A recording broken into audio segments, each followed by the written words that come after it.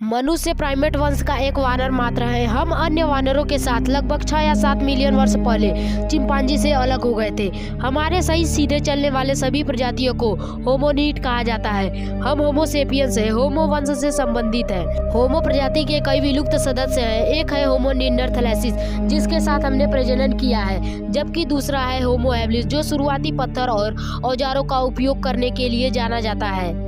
आदि मानव के सभी प्रजातियों में होमो इरेक्टस सबसे मजबूत माने जाते हैं। होमो इरेक्टस यानी कि एक ईमानदार आदमी, यह मानव की एक विलुप्त प्रजाति है जो प्लास्टोसीन भूवैज्ञानिक युग के दौरान पृथ्वी पर रहा करती थी। ये मानव के विकासवादी वंश में एक दिलचस्प स्थान रखती है।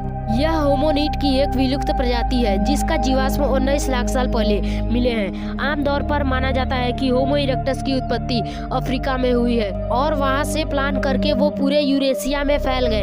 हम इंसान खुद को होमो सेपियंस कहते हैं। होमो इरेक्टस हमारे ही वंश का एक साथी सदस्य है। लगभग 1 मिलियन वर्ष तक जीवित रहने और अफ्रीका महाद्वीप छोड़ने वाला यह पहला मानव है। ये आग के उपयोग में महारत हासिल करने वाले पहले मानव थे। ये शिकारी संग्रह करते थे जो पुरानी दुनिया में विभिन्न आवासों को अपनाने में सफल रहे।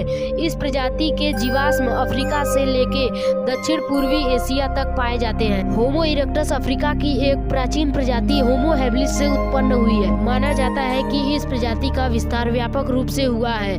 कुछ हिस्सों में इन्होंने होमो heidelbergensis जन्म दिया, जिसे हमारी प्रजाति से जुड़ा हुआ माना जाता है। होमो इरेक्टस आग का उपयोग करने वाला पहला होमोनीड था।